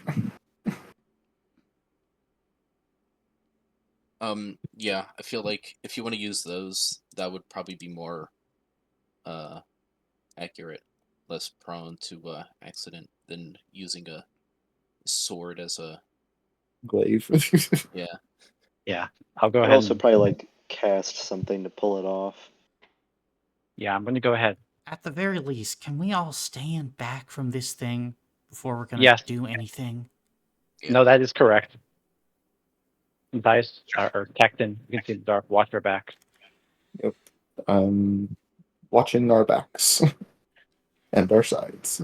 I will stand in front of Harriman, though. I'll be like a body shield.